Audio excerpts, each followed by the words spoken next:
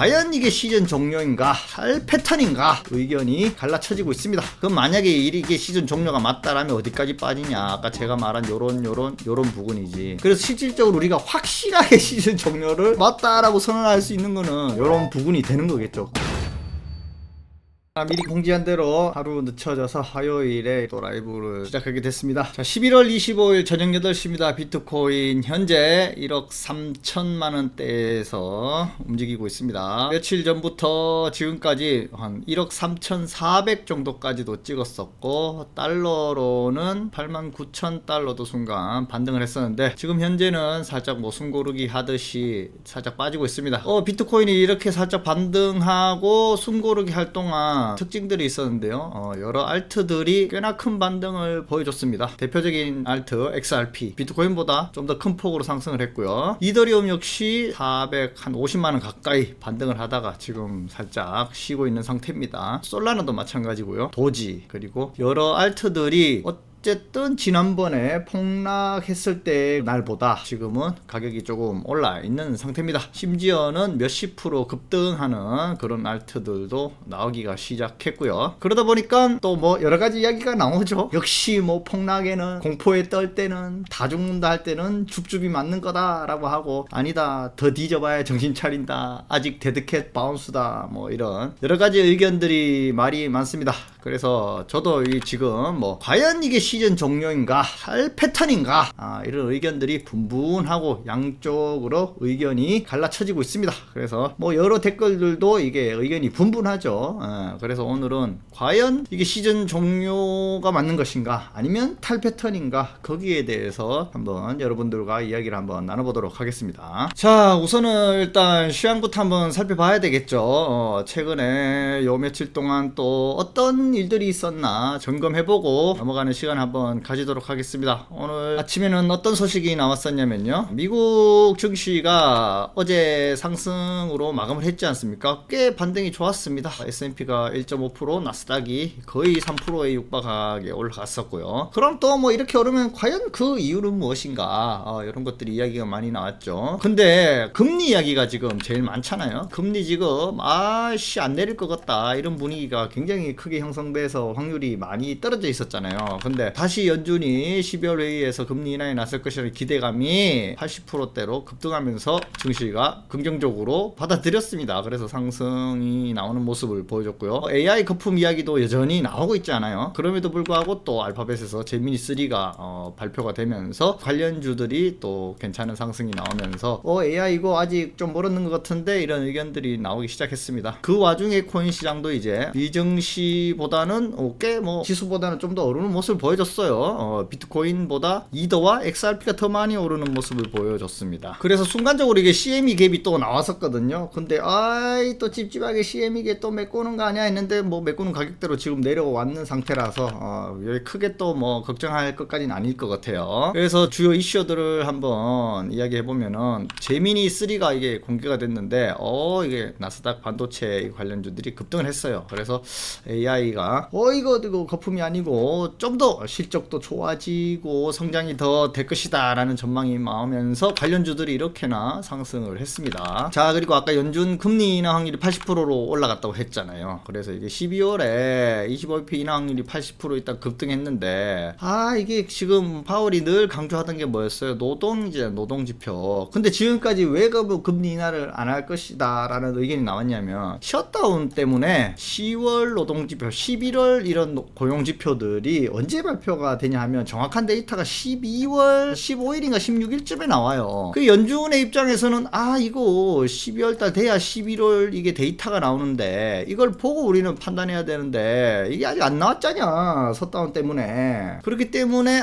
최소 요 기간 때 이걸 보고 결정하지 않겠냐라는 그런 의견이 월가에선 계속 크게 작용했죠. 연준 입장에서도 뭐 이해는 가요. 왜냐면 이게 데이터가 연속성이 좀 있어야 되는데 중간에 이게 셧다운 때문에 끊겼잖아요. 그러다 보니까 금리 내릴라 했는데 셧다운 때문에 이거 데이터가 없어. 뭐 명분도 없어, 근거도 없어 지금.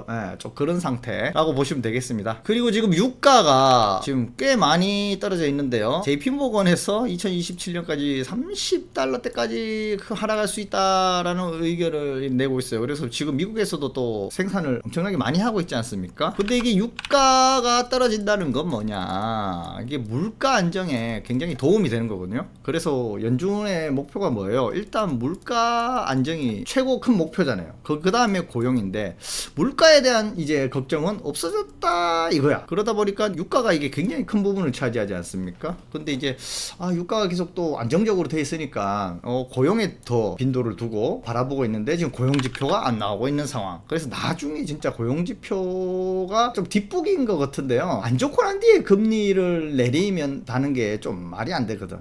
왜 고용 지표가 안 좋아질 것 같은 거 미리 좀 예상해서 금리를 미리 좀 내리는, 사전에 대비하는 이런 모습이 제일 좋긴 한데, 확실히 지금 그 데이터를 보고 결정하겠다는 의견이 좀 많이 나오는 것 같아요. 근데 만약에 12월에 그런 데이터하고 상관없이 금리 인하를 해버리면 연준이 미리 좀 선조치를 하게 되는 결과가 나오잖아요. 그러면은 고용도 좋아. 만약에 금리를 내렸음에도 불구하고 고용까지 좋아. 그러면 물가 안정, 고용도 좋아, 고용도 안정, 그러다 보고 또 유동성까지 풀리면은 이게 흔히 우리가 말하는 이제 경기 호황이거든요. 이게 한 꽤 갑니다, 호황 기간이. 그러다 보면은 이 풀린 돈들이 또 주식시장이나 코인시장에 다시 올 수 있는 확률, 이런 것들도 지금 현재는 존재를 한다. 그래서 그 이야기는 또 있다. 시즌 종료냐 탈 패턴이냐, 그때 또 한번 더 이야기하도록 하고요. 지금까지 지금 ETF가 굉장히 많이 빠져나가고 있습니다. 현물 ETF에서 자금이. 그래서 지금 블랙록에서 지금 지속적으로 이 ETF 자금들이 순유출이 되고 있어요. 근데 지금까지 공매도가 굉장히 많이 쌓였었는데 이것도 급감하는 모습이 나오고 있다고 하고요. 근데 사람들이 이제 뉴스가 또 어떻게 나오냐면, 블랙록에서 졸라 팔고 있다 막 이런 식으로 뉴스 기사들이 굉장히 많이 쏟아지죠. 근데 아시다시피 이게 뉴스 막 대문짝만하게 제목에서는 블랙록의 기관에서 막 판 것처럼 막 이런 식으로 도배가 되고 뉴스 복제가 되고 이런데, 실질적으로는 블랙록 안에서도 개미가 ETF에 들어있는 자금도 많잖아요. 그러다 보니까 뭐 기관이 팔았다, 개미가 팔았다, 전적으로 어느 한쪽만 팔았다,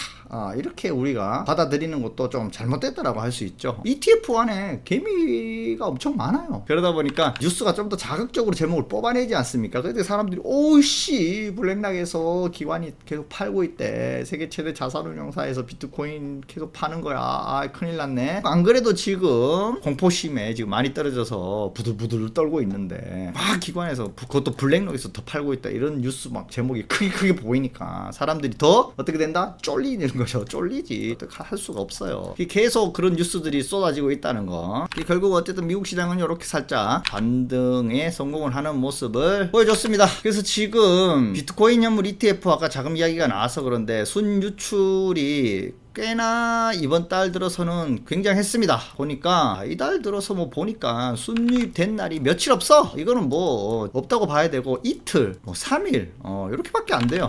2, 3일 들어오고 거의 다 유출이 됐다. 그렇게 보면 되겠고요. 이더리움도 지속적으로 빠져나갔습니다. 근데 뭐 이렇게 대수가 이렇게 빠져나갔으니까 가격이 떨어질 수밖에 없지, 그죠?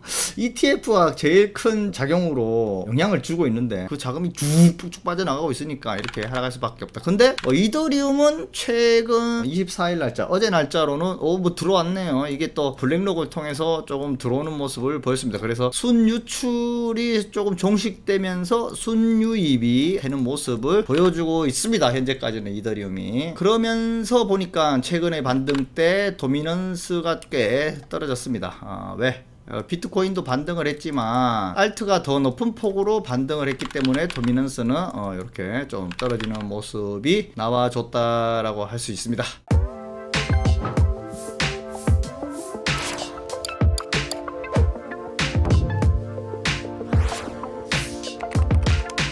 그래서 이렇게 보면은 지금 뭐 시즌 종료냐 아니냐 말이 많잖아요. 그래서 뭐 도대체 시즌 종료로 보는 사람들의 의견은 어떤 것들이 있고 타입 패턴으로 보는 사람들의 의견은 뭐 어떤 것들이 있는지 우리 한번 이성적으로 한번 판단해 보도록 하자고요. 지금 현재의 모습만은 가지고는 섣불리 판단하기가 굉장히 힘듭니다. 그래서 제가 지난 영상에서도 말씀드렸다시피 지난 영상 뭐 썸네일 제목만 보고 댓글에 난리가 났죠. 제가 마치 시즌 종료를 선언한 것처럼 영상 내용도 안 보고 무조건 이 주도 뭐 시즌 종료됐다고 뭐 난리치고 막 그러는데, 제가 말한 거는 일단 기술적 지표, 이번 사이클의 상승장에서 보는 그 기술적 지표 주봉 60일선을 이탈했기 때문에 이거는 시즌 종료 확률이 굉장히 높다. 왜? 그 시작점 한 번도 깨지 않았던 그 이평선을 깼기 때문에. 하지만 순간적으로 반등이 나올 확률도 존재한다. 대략 제가 주식시장이나 코인시장에 봤을 때 2주 정도의 기간 안에 이게 반등이 주면은 지지가 됐다라고 보는 것이고, 그렇지 못할 경우에는 차트가 다시 흘러내릴 가능성이 더 크다. 그럴 경우에는 기술적으로 확실히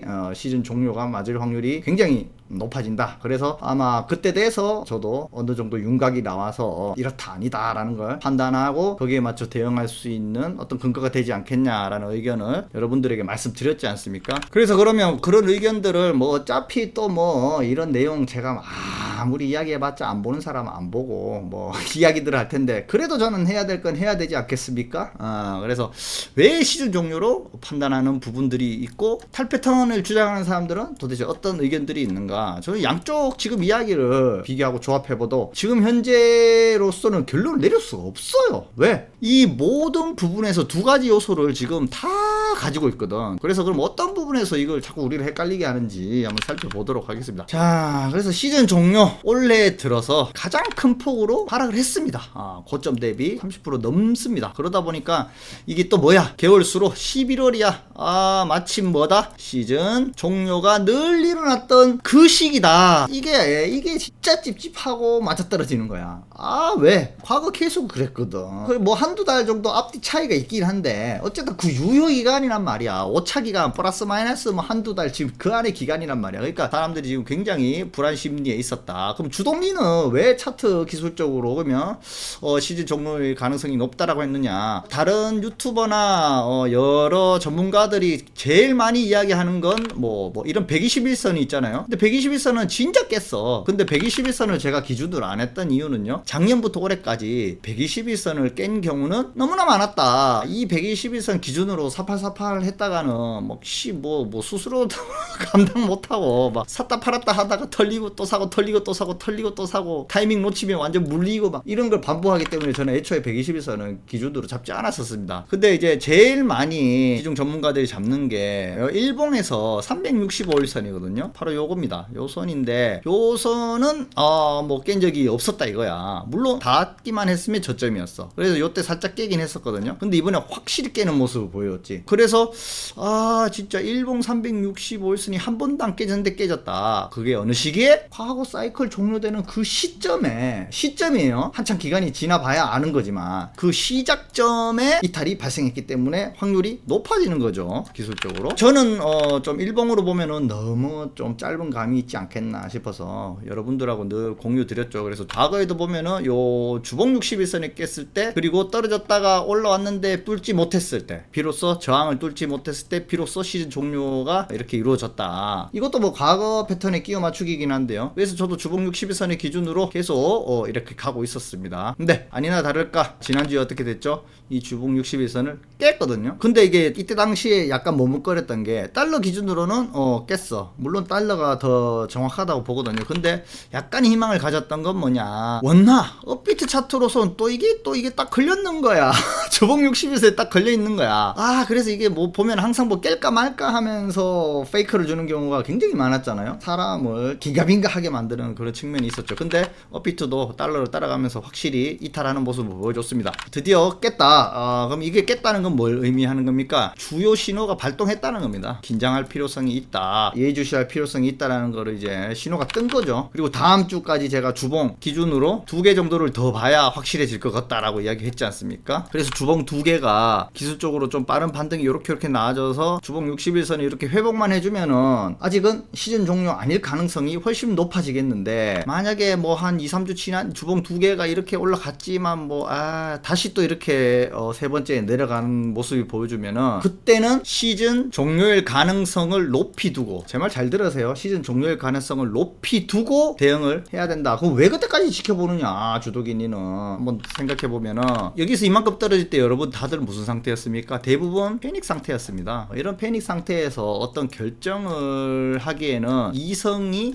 머리를 잘 지배하지 못해요. 왜? 패닉 상태가 됐기 때문에 과연 올바른 판단을 할 수 있을까, 이런 것을 봤을 때 제가 어차피 2주에 기술적 반등 나와주는 기간도 필요하고, 제가 지금까지 매매를 하면서의 원칙은 뭐냐, 이런 패닉 상태에서 결정하기보다는 어쨌든 시장이 좀 안정적이고 내가 정신을 차리고 올바른 이성적인 판단을 할 수 있는 근거가 생겼을 때 대응을 하는 게 맞겠다. 만약에 최저점에서 털려버리면요, 진짜 멘탈 더 붕괴됩니다. 지금 최근에 많은 사람들이 실질적으로 요 부분에 제일 많이 매도하고 떠나간 사람 많아요. 그죠? 댓글 보면 많지 않습니까? 그러니까 털리고 나니까 또 이렇게 반등이 나오니까, 지금 여기서 판 사람들은 뭐야, 팔았지만 마음이 홀가분하거나 시원한 게 아니야. 그런 사람들 왜 지금 내가 판 격보다 지금 올라왔으니까 더 약 올라 미치는 거야 지금. 그러면 그 사람 또 댓글로 뭐라 그래? 욕하겠지. 또 떨어진다. 좀 난리 치겠죠. 실질적으로 만약에 반등이라 쳐, 시즌 종료가 아니고 진짜 반등이 나왔다 쳐, 그러면 억울해 죽는 거예요. 그래서 저는 그런 현상이 나타나서 억울해서 미치고 환장하고 그냥 죽을 것 같은 심정이니, 좀 더 떨어지더라도, 손실이 조금 더 커지더라도 이성적으로 판단하기 위해서 2주의 기간을 주봉 2개가 더 나올 때까지 확인을 해보고 결정하겠다. 우리가 그래서 그것을 감내하고 일단 보고 있는 중이죠. 왜냐하면은 저는 그래요. 야, 내가 이럴 때 팔고 시즌 종료가 돼서 더 떨어지면 이때라도 잘 팔았다 라고 생각하겠죠.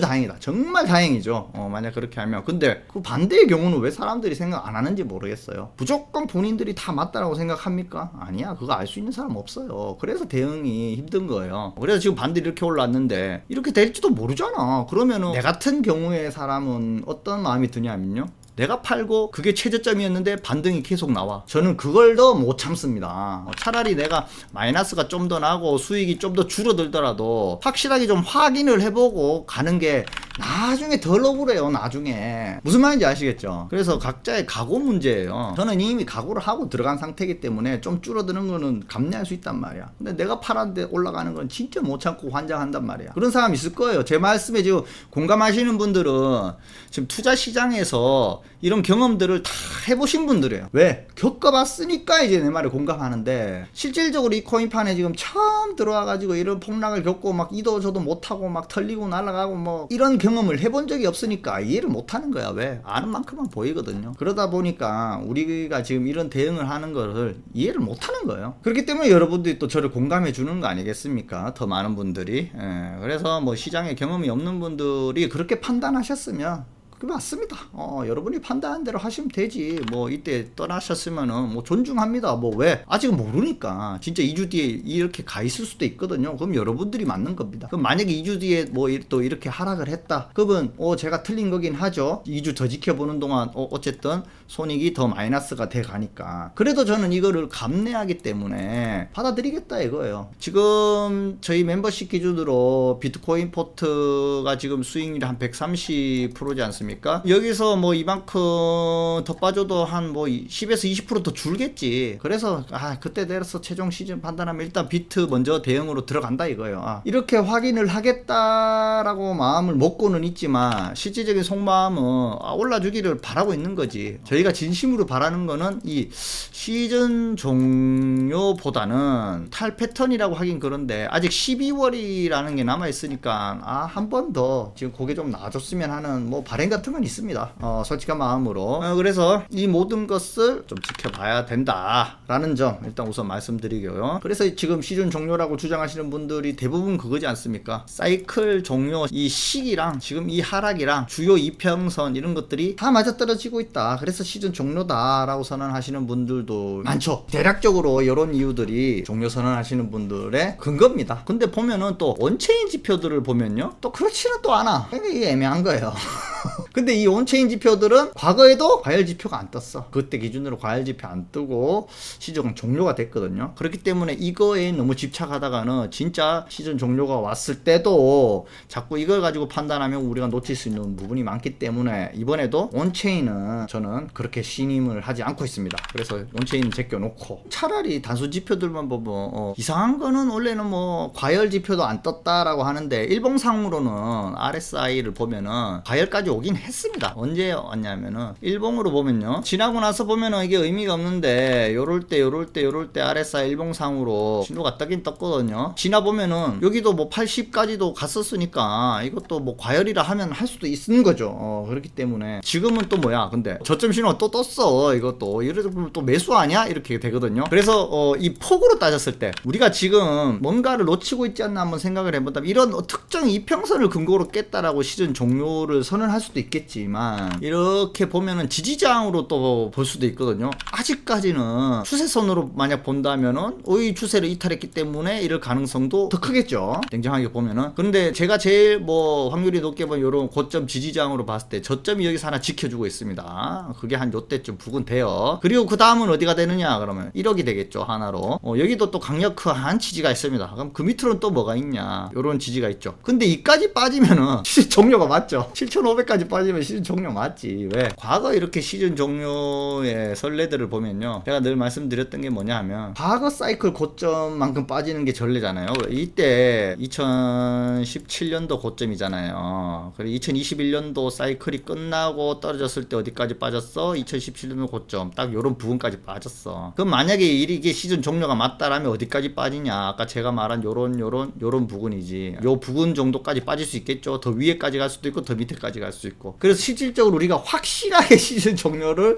맞다라고 선언할 수 있는 거는 진짜 요런 부분이 되는 거겠죠. 그러면 다시 시즌 시작인 거야. 이제 떨어질 만큼 떨어진 거야. 그래서 이제 과거의 기간 조정도 봐야 되잖아요. 그럼 도대체 얼마만의 기간에 확실히 전고점까지 떨어졌었냐 보면 대략 1년 정도입니다. 그러면 내년 뭐 연말쯤 되면은 대략 여기까지 오게 되겠죠. 이게 이 모든 흐름이 시즌 종료가 맞다라는 가정하에입니다. 한 1년 정도 있으면은 뭐 7,500 또는 8,000 1억 밑으로 일단 요 부분까지 빠질 수 있다, 시즌 종료면. 그러면 요때는 또 뭐로 봐야 되나? 이때는 진짜 또 기회로 봐야 되는 거죠. 만약 여러분들이 진짜 비트코인은 다음 사이클에 어떻게든 모아가고 싶다라고 생각하셨던 분들이면 진짜 다음 1년 뒤에 만약에 이런 가격이 온다라면 그때는 진짜 사모아야 되겠죠. 근데 대부분 또 떨어지고 있으면 또 못 사.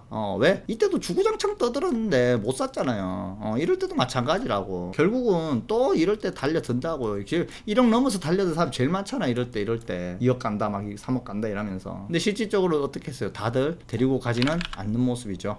그래서 시즌 종료인 분들의 입장들을 제 기준도 그렇고 많은 사람들이 이야기하는 사람이 기준을 잡는 것도 그렇고 보면은 이런 차트적으로 봤을 때는 그러하다 라는 겁니다. 그러면 만약에 이게 탈 패턴으로 주장하는 사람들은 무슨 근거로 하느냐, 그것도 한번 이야기해 봅시다. 제일 탈 패턴으로 간다는 사람이 뭐냐, 이게 뭐 기관이 들어왔기 때문에 달라다라고 하는 거잖아요. 그럼 기관이 들어오면 뭐가 달라지는데? 돈의 크기가 달라. 즉 뭐다? 유동성이다 이거야. 이 돈의 힘으로는 뭐 안 되는 게 없다 이거야. 그러면 뭐 도대체 돈이 언제 들어오는 건데? 지금 현재 보면은 글로벌 유동성이 풀린 만큼 풀렸느냐 이거예요. 근데 또 그렇지 않아. 왜? 셧다운 때문에 미 재무부 계좌가 아직 풀리지 않았어. 그리고 이 유동성에서 가장 중요한 게 뭐냐, 양적 긴축이냐 양적 완화냐. 지난번 코로나 이후로 양적 완화를 해서 돈이 엄청 풀렸을 때 생각해보면은 어떻게 됐어요? 코로나 이후에 엄청나게 자산 랠리가 있었단 말이야. 코인이든 주식이든 부동산이든. 그렇죠? 근데 지금 그만큼 자금이 안 풀렸어요. 왜? 양적 긴축을 계속 하고 있었잖아요, 미 연준에서. 물론 알게 모르게 돈이 풀린 게 있어서 글로벌 M2량은 계속 올라가긴 했지만 본격적으로 돈을 풀질 않았다라는 주장이 많아요. 뭐야, 이번에 12월이 시작되면서부터 그 자금들이 이제 풀리기 시작한다. 그래서 QE가 되니까 양적 긴축이 종료되고 양적 완화가 이제 시작된다 이거예요. 그럼 본격적으로 돈 풀리는데 이게 시즌 종료라고? 라고 생각하는 의견이 많다라는 거죠. 이 의견이 지금 가장 신빙성이 있다라는 거죠. 그래서 어쨌든 자산 시장은 유동성을 따라가서 움직이는 거지. 그럼 과거에는 비트코인 4년 주기나 주식 시장도 이 유동성의 사이클이 맞아떨어졌을 뿐이다 이거예요 주장이.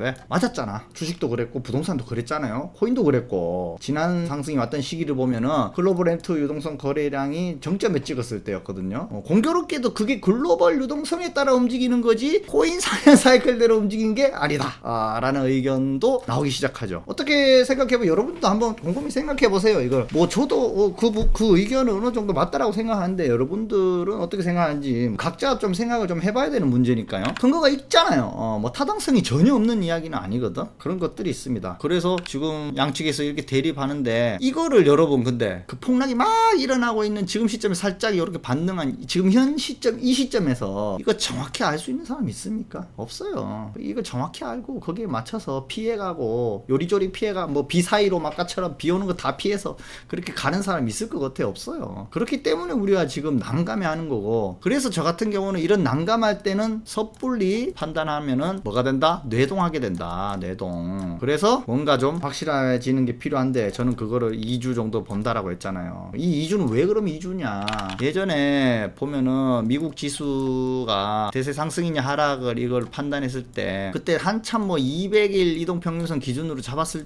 때가 많았어요. 미국 지수 기준으로. 그때 200일 기준으로 떨어졌을 때 지지선이 깬 게 아니고 보통 보름 정도 지나서 이게 반등하는 경우가 있다. 그러면 다시 상승하는 경우가 있는 게 많았거든요. 한국 지수도 마찬가지예요. 왜? 순간적으로 왔는 급락은 순간적 반등이 올 수가 있거든. 그러면은 이때 무슨 판단을 한 거는 말짱 도루묵이 되는 거예요. 다 틀려버리는 거야. 그래서 데드캣 바운스인지 아니면 진짜 찐 반등인지 그 기간을 확실히 볼 때는 저는 한 2주 정도 본다는 거예요. 그리고 또 왜 기간적으로도 그게 필요한 게 뭐가 나옵니까? 2주 뒤에 12월이 되잖아요. 그럼 12월 첫 주가 되잖아. 2주 뒤면은 12월 첫 주에 이제 여러 가지 일들이 많이 생깁니다. 뭐가? 아까 제가 말한 거 양적 긴축이 이제 종료된 거야. 그때 이제 시작되는 거죠. 돈이 풀리는 게. 그리고 셧다운 이제 종료돼서 실질적으로 재무부 계좌에 있는 자금이 풀리기 시작하면 효과는 이때부터 또 나올 수가 있는 거고요. 그리고 공교롭게도 또 이때 뭐가 있어? 미국 금리 결정이 있죠. 확실히 이제 또 결정이 있습니다. 이게 또 결정되는 것도 그 시기에 또 겹쳐. 여러 가지가 겹쳐요. 그리고 뭐가 나와 이때 또 셧다운 종료됐으니까 아까 말한 고용 지표가 나오잖아요. 뭔가가 좀 확실해진다. 거시적으로 뭔가 좀 윤곽이 드러난다. 그러면 이제 어떻게 보면은 시즌 종료냐 탈패턴이냐는 보면은 차트냐 대외 여건이냐, 이거 다른 말로 하면 매크로가 되겠죠. 사이클 시기냐 매크로냐 차트냐 대외 여건이냐, 약간 이런 게 있을 수 있죠. 근데 봐봐, 차트와 이런 시기도 지금 11월 달이라서 그런지 이거 플러스 마이너스 오차 있어요 없어요? 시기가 2017년도 언제였어? 1월 정점 찍었죠? 2021년도 10월이었잖아. 근데 지금 2025년도 11월이잖아요. 플러스 마이너스 약 2개월 정도는 오차가 있다라는 거지, 기간적으로는. 그죠? 그리고 차트, 우리가 특정 이평선을 기준으로 잡았을 때 그거 틀리는 경우가 많았습니까? 정확하게 맞아떨어지는 경우가 많았습니까? 냉정하게 봤을 때 물론 맞는 경우가 있었지. 앞에 주봉 60일선 굉장히 잘 맞았잖아요. 일봉 365일선하고. 근데 이게 시즌 종료 시기하고 맞물려서 지금 깨버린 게, 이게 뭐 때문에 깨버렸냐 차트는. 어쨌든 공포심에 다들 던지니까 지켜야 될 자리에서 매수세가 안 들어오는 거야. 그러다 보니까 결국 깨지게 되는 이런 현상이 있는 거거든요. 그렇게 보면은 이게 차트는 맹신할 수 있는 그런 요소가 아니란 거죠. 그래서 지금 현재 제 개인적인 의견으로는 저는 이탈 패턴이라는 단어가 아직 성립이 안 된다고 보거든요. 저는 최소한 12월 1월 이거는 지나야 나는 사이클이 확실히 종료인지 아닌지 알 수 있다라고 생각해요. 기간적으로. 왜? 오차라는 게 있습니다. 꼭 반감기 이후에 딱 1년 6개월 정확하게 그때가 종료냐 이렇게 따져버리면 자대고 꺼버리면 할 말 없는 거예요. 앞으로 한 달? 뒤로 한 달이 될 수도 있잖아. 플러스 마이너스. 그러죠? 그러면 최소한 종합적으로 봤을 때 한 3개월 정도는 살짝 당겨질 수도 있고 살짝 미뤄질 수도 있는, 아무튼 이 시장이 그런 오차만큼의 앞뒤 간격이 생길 수가 있잖아요. 그 가능성도 우리는 생각해야 된다라는 거지. 그럴 가능성도 있다라는 거예요. 근데 마침 또 12월에 다 몰려 있잖아. 금리건 매크로건 고용지표 이런 것들부터 해가지고 돈 풀리는 것까지 다. 또 뭐가 있어? 앱스타인 이슈 있잖아요. 그 파일 공개한다고 했잖아 트럼프. 사인했잖아요. 그럼 뭐야? 까야지. 그 패 까게 돼 있잖아요 지금. 그것도 12월 안에 까야 되거든. 사인하고 났으니까 뭐 30일 이내에 공개하기로 돼 있던데, 그럼 앱스타인 파일이 공개되면은 트럼프가 뭐 관여가 있는지 아닌지 이제 확인될 거 아니냐. 근데 여러분 앱스타인 이야기도 나왔기 망정이지. 한번 따져봅시다. 진짜 뒤가 캔기여. 여러분들이 대통령이야. 밝혀지면은 잣대는 게 진짜 있다 이말 딱 가정해봅시다. 사인해주겠어? 끝까지 숨겨야지. 지금까지 뭐 이제 역대 대통령들 중에 지가 드러나면은 완전 무너지는 그런 사건이 있는 파일이 누가 공개한다고 사인해주겠어요? 아니 내가 트럼프 정부가 그렇게 뭐 얼빵하고 그렇진 않은 것 같은데, 제가 볼 때는 약간 이슈 몰이를 일부러 스타인 쪽으로 좀 몰아간 것 같아. 이게 제 사견입니다. 그냥 제 내피셜이에요. 믿든지 말든지. 보면은 이슈를 이쪽으로 살짝 돌려놓고 마지막에 트럼프가 딱 지금 사인을 했잖아요. 뒤통수 쳐가지고 이거 봐 임마 아무 연관 없잖아 이러면서 뒤통수 반전 한번 딱 치고 모든 그림을 트럼프가 그린 대로 끌어가는 거지. 정치적으로는 약간 그런 시나리오도 한번 그려봅니다. 일론 머스크하고 트럼프하고 막 싸운 적도 있었잖아. 그죠? 뭐 여러분 한번 생각해봐요. 얘가 트럼프 정부가 당선되게 한 1등 공신이잖아요. 그래서 뭐 정부 뭐 준 부처에 막 효율 부처 막 이런데 도지 거기 막 수장 맡고 하다가 막 여론 안 좋아지고 이래서 어쩔 수 없이 그만두고 나온 적이 있잖아요. 왜? 지금 여론이 트럼프 정부에서 1등 공신이라고 기업가한테 막 너무 밀어주는 거 아니냐 막 이런 반감을 살 수도 있잖아. 그래서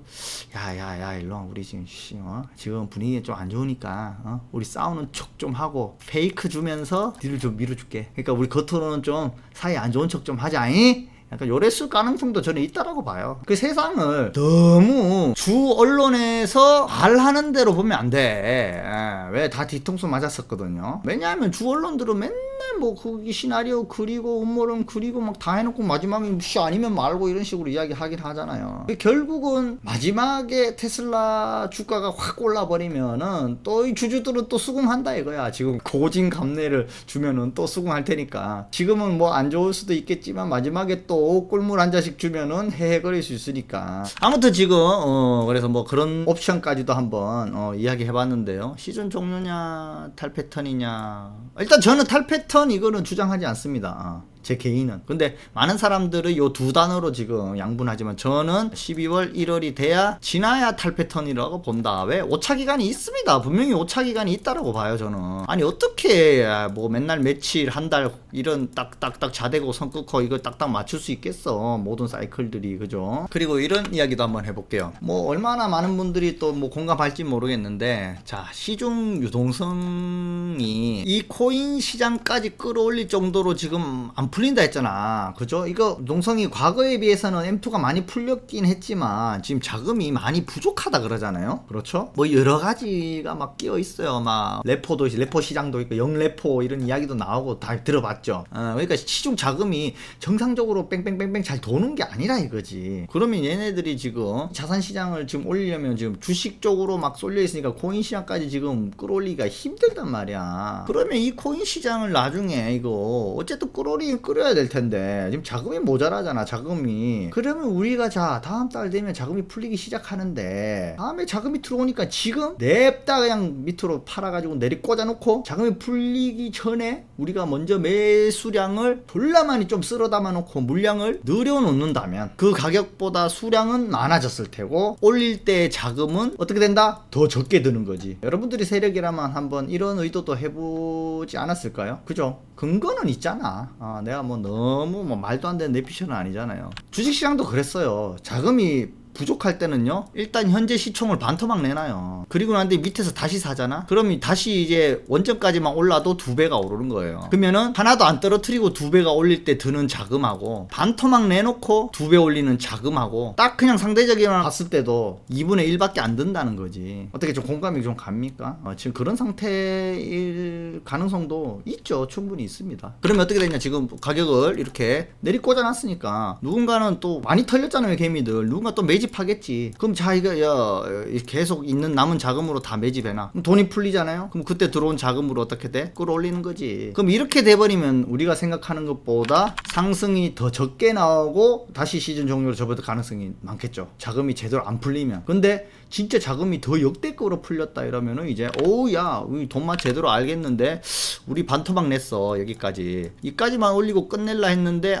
돈이 생각보다 더 많이 들어오네. 야 그냥 우리 원래 계획대로 이만큼 더 끌어올려 이렇게 돼버릴 수도 있겠죠. 여러가지 가능성이 있습니다. 아무튼 지금 제가 생각했던 여러가지들을 한번 이야기 해봤어요 여러분들하고. 그렇죠. 대법관님이 채팅에 이야기 해줬듯이 제가 유튜브 시작할 때도 그랬고요, 멤버십 시작할 때도 그랬습니다. 이거 참 기간에 오차는 발생할 수 있다라고 선제적으로 조건을 달고 들어갔었어요. 근데 이제 와서 뭐 말 바꾸기 한다 뭐 어쩌다 뭐 이런 거 말이 안 되는 거죠. 저는 계속 한결같이 계속 주장하고 있잖아요. 제 개인적인 주장은 뭐예요? 어쨌든 12월에서 1월까지는 봐야 된다. 이게 시즌 저는 사이클로 보거든요. 뭐 누구는 뭐 반감기 이후에 천 몇백일 뭐 정확하게 18개월 막 이렇게 이야기하지만 저는 그때 당시에 그 해의 분위기와 연말 랠리와 주식시장의 상승과 이런 것까지 다 종합해서 봐야 된다고 생각하거든요. 그래서 항상 제가 뭐 업터보도 이야기해서 틀리기도 했고 중간에 많은 어떤 과정들이 있었지만 연말과 신년 기대감 이거는 진짜 포기할 수 없는 마지막 요소다 늘 강조했지 않습니까? 그래서 이까지는 진짜 죽이 되든 밥이 되든 진짜 1월달까지는 한번 다 죽더라도 한번 버텨보고 싶은 마음이 제일 크죠. 저는 누구보다 처음부터 이걸 주장해 왔었고 과정상 10월 뭐 옥토버 11월 12월 이렇게 다 올라줬으면 좋겠지. 이건 베스트죠. 이러면 얼마나 좋겠어. 근데 시장이 뭐 우리 뜻대로만 움직여주지 않았다라는 거죠. 그래서 1월달까지도 보는데 지금 이렇게 가야 되는데 11월날 이렇게 됐잖아. 그래서 12월에 진짜 이렇게라도 대줄 수 있으면 얼마나 좋을까 이런 희망이 좀 있는 거죠. 왜냐 우리는 12월 1월을 최대 마지노선으로 보고 왔는데 11월에 결정을 내리면 너무 억울한 거지. 공감 가실지 모르겠어요. 그러니까 제가 보면은 많은 사람들은 이렇게 이야기하는 사람들도 있습니다. 니 도대체 뭐 주독이 니 뭐 가만히 있다가 어떻게 다 물리고 뭐 이게 결과에 따른 결과론이잖아요. 이 과정상 만약에 중간에 이렇게 올랐으면은 베스트지 제일 좋지. 근데 봐요 우리가 이렇게 11월 달이 흘렀음에 또 내려왔으니까 지금 이 결과에 따라서 뭐라 하잖아요. 만약에 옥토버가 왔을 수도 있는 가능성은 있었고요. 올 뭐 여름에 상승할 알트가 뭐 상승할 가능성도 있었잖아. 왜 과거에 있었을 그 가능성은 한 번도 생각하지 않고 현재 결과로서만 판단하냐 이거지. 투자가 그런 것 같아요? 아니야. 여러분 그러면 11월 달에 아무것도 안 하고 지금 11월 달에 이렇게 빠질 줄 알았으면 여기서 산다고 기다리는 사람이 있었어야지. 아무것도 안 하고. 맞아요, 틀렸어요. 그러니까 하나는 알고 둘은 모르는 거예요. 앞에도 오를 가능성이 확률은 왜 점을 안 치냐고. 하다못해 10월에 뭐 옥토버 안 왔어 뭐 결과론적으로 이야기하는 거지만 10월 11월 다 올랐을 수도 있잖아 먼저. 그렇기 때문에 그 힘든 과정을 버티고 기다리는 거라고요. 왜? 우리가 예상했던 것보다 더 빨리 오를 수 있는 확률도 있잖아요. 그걸 왜 계산 안 하냐는 거지. 그 몇 월 달에 떨어질 줄 알면 아무것도 안 하다가 그럼 이럴 때 11월에 샀겠지. 뭐 한다고 뭐 미친 척하고 1년을 그냥 코인을 다 들고 있어요. 신의 존재도 알 수 없는 그런 것들 가지고 결과론적으로 이야기하지 말란 말이지. 본인이 아는 아는 만큼만 계속 이야기하는 거야. 여러분들도 투자하면서 한 10년 20년 지나봐요. 제가 무슨 말 하는지 알 거야. 그러니까 이런 거 이야기해주면은 제 말을 알아듣는 사람들, 경험을 해봤거나 이 시장에 오래되고 짬밥대로 차신 분들은 그렇지 그게 맞지 라고 받아들이는데 대부분은 못해요. 그냥 욕만 해. 그럼 어떡해 그런 사람들. 계속 그렇게 반복이지 뭐. 돈 언제 벌겠어요. 근데 이렇게 한번 버텨보고 끝까지 뭔가 한번 수익을 맛본 어떤 경험이 있잖아요. 그러면 맞네 이렇게 진짜 이런 게 한 번이라도 맞아떨어지면은 다음번에도 진짜 힘들고 과정이 복잡하고 무조건 결과론적으로 생각하지 않고 왜 그런 과정이 있는지 이해하게 되는 거예요. 그건 몰라서 그래. 그래서 자 지금부터는 이제 멤버십 분들하고만 이야기하는 걸 좀 내용을 말씀드리도록 하겠습니다. 우리의 실질적인 대응 방안 2주 뒤에 과연 어떻게 할 것인가. 자 스트레티지가 S&P 500 편입에 또 불발됐다라고 합니다. 이거 지금 뭐 MSCI 지수에 또 어쩌 영향이 있다 이래가지고 스트래티지 때문에 비트코인이 빠졌다 이런 이야기도 많거든요. 근데 뭐 저는 지금 이런 상황이 특정 한 가지 요소 때문에 이 코인 비트코인 시장이 전체가 막 다 무너졌다라고 생각치 않습니다. 뭐 종합적이기도 하겠지만 과거 여러 가지 경험들을 빗대 봤을 때 한 가지 요소로 이렇게 빠지는 것도 아니고 이 모든 게 다 더해졌다 한들 이렇게 빠지는 게 과연 맞나? 이게 진짜 시즌 종료라서 이렇게 빠지는 것인가? 아니면은 이 페이크인가? 자꾸 근데 이게 페이크가 아닐까라는 생각이 자꾸 머릿속을 지울 수 없는 게 뭔가 끼워 맞추겠는데 안 맞다 이거지.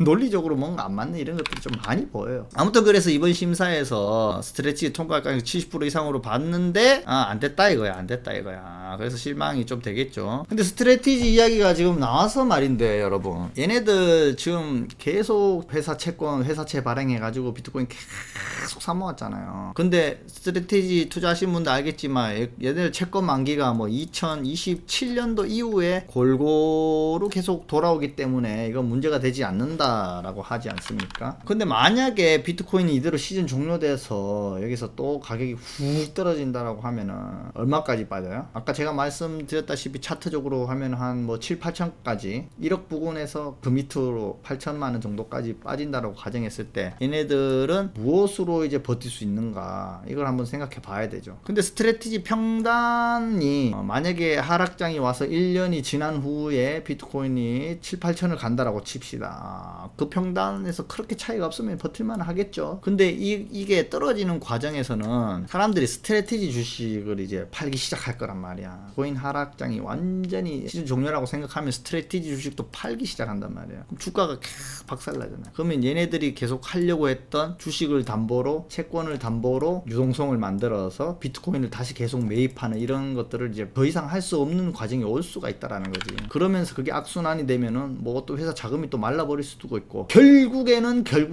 진짜 최악에서는 비트코인을 안 팔고 과연 버틸 수 있을까라는, 물론 안 팔 수도 있고 팔 수도 있겠죠. 다 가능성은 생각을 해야지. 근데 팔 수도 있겠다는 생각을 투자자들이 할 수도 있잖아. 그 불안감이 위태하게 만드는 거지. 뭔 말인지 이해 가시죠? 그런 일이 생길 수도 있다라는 거예요. 코인베이스, 더블록, 로빈후드는 됐는데 스트레티지는 안 됐다. 그래서 JP모건은 최근 스트레티지가 MSCI 등 주요 지수에서 제외될 경우 약 28억 달러 자금 유출이 일어날 수 있다고 경고한 바가 있다. 그 JP모건도 그런 점들을 보고 있는 거죠. 맥락은 제가 말씀드린 거하고 좀 비슷하다고 보시면 돼요. 그래서 뭐 다시 한번 결정은 1월 15일로 돼 있다라고 하네요. JP모건 이야기가 나와서 말인데, 이 새끼들이 이것도 어떻게 보면 양아치예요. 예전에 그렇게 코인 시장 또 욕했잖아. 근데 지금 딴데 다 ETF 반이 돈맛 보고 있잖아요. 그죠? 근데 지금 얘네들은 지금 배 아파 뒤지는 거야. 지금은 ETF 지금 안 되니까. 그래서 자꾸 딴 대가리 굴리고 있는 거예요. 이제 와서. 그리고 맞아, 이번에 뭐 불매운동도 한다 하잖아요. 사람들이 이제 다 아는 거지 지금. 자, 그리고 아까 전에 그리고 현물 ETF 순유입으로 살짝 전환되는 거 봤잖아요. 이더리움이. 그 이야기가 기사로 나온 것 같아요. 이더리움 현물 ETF 이제 순유입으로 바뀌었다. 그거 잠깐 하루 사는 거야. 또 근데 제목이 또 이렇게 크게 나왔어요. 너무 또 아직은 기대는 크게는 하지 말자고요. 하루 들어왔었잖아.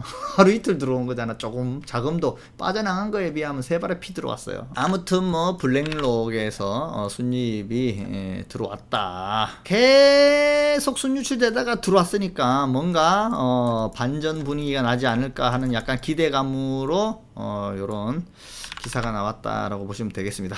보면 이게 지금 이더리움 ETF 이 순유입이 많이 됐을 때 보면요, 이더리움이 또 고점일 때야. 막상 이렇게 보면은 떨어질 때 또 다 또 팔아. 전형적인 게임의 차트 같은데, 그죠? 집 이렇게 떨어졌는데 사는 사람 없어. 여기서 이만큼 떨어졌을 때 사는 사람이 아무도 없어. 팔기만 했으니까 물론 빠지긴 했겠지만요. 근데 최근에 지금 이렇게 조금 사는 사람이 생겼다라고 하는 그런 겁니다. 보면 대부분의 투자자들은 그렇죠. 많이 올랐을 때 많이 따라 붙고요.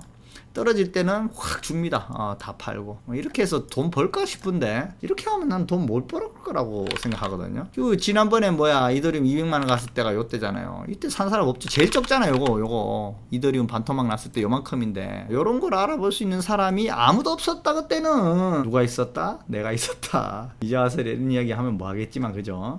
아무튼 저는 이때 200만원대 초반까지 내려왔을 때 이때 이도 살 때라고 강력히 이야기 해줬다 아닙니까? 아쉽습니다. 이런 거 보면. 저는 이번이 이제 뭐 보면은 결과가 나와봐야 아는 거 아니겠습니까? 일단은 묵묵히 갈 길 가겠습니다. 그래서 여러분들하고 계속 멤버십에서 우리는 뭐다? 우리 갈 길을 간다. 아까 여러분들한테 다 말씀드린 것처럼 대응 전략 다 말씀드렸지 않습니까? 그죠? 어떻게 공감 가십니까? 제가 대응 전략 말씀드린 게 투자 짬밥이 아주 높으신 분들은 제 말에 무척 공감이 가실 겁니다. 아무튼 그랬습니다. 그래서 오늘 제가 준비한 거 여러분들하고 이야기를 다 나눠봤습니다. 힘든 시장입니다, 여러분. 좋았다가 힘들었다가 작년에도 이런 과정을 많이 겪었지 않습니까? 근데 이번에는 이제 진짜 얼마 기간이 남지 않았음에도 불구하고 이렇게 되니까 그게 더 걱정이라서 여러분들이 불안해하는 거 저도 잘 알고 있습니다. 저 역시도 그렇고요. 그렇기 때문에 모든 경우의 수를 열어둔 대응으로 이제 마무리하는 과정이 이제 다가왔습니다. 제가 지난 뭐 20년 동안 투자하면서 배운 것들은 이런 겁니다. 우리가 투자를 하면서요, 갑자기 피하지 못하고 이런 폭락을 맞는 경우가 대부분입니다. 90%의 개미가 다 이렇게 폭락을 맞습니다. 근데 이때 어떤 대응을 하느냐에 따라서 살아남느냐 죽고 끝나느냐 차이가 나거든요. 근데 이럴 때 살아남는 선택을 했던 사람들은 나중에 또 다른 투자로 성공을 해서 성장을 하기도 합니다. 하지만 이렇게 최저점에서 털리고 나가 떨어진 사람들은 이 시장을 떠나게 되고 쫄딱 망해가지고 아무것도 못하게 되거든요. 이게 다 뭐냐 하면은 특정 한 방향으로만 베팅을 했는 사람들 다 죽어 나가 떨어집니다. 그럼 결국 살아만 남으면 뭐가 되냐, 또 2배 3배 늘릴 그런 기회는 온다라는 거죠. 기회는 늘 옵니다. 원래만 뭐 코인 투자하고 평생 투자 안 하려고요? 아니야, 계속 해야 됩니다. 그리고 아직 끝나지도 않았는데 희망을 버리는 거는 너무 빠른 거고요. 아시겠죠, 여러분? 그러면 오늘도 늦은 시간까지 방송 함께 해주셔서 감사드립니다. 힘든 과정에서도 희망을 잃지 마시고요, 같이 이겨내 나가 봅시다. 여러분 늘 응원해 주시는 분들 항상 감사드리고 있습니다. 힘내겠습니다. 저도 감사합니다. 바이바이.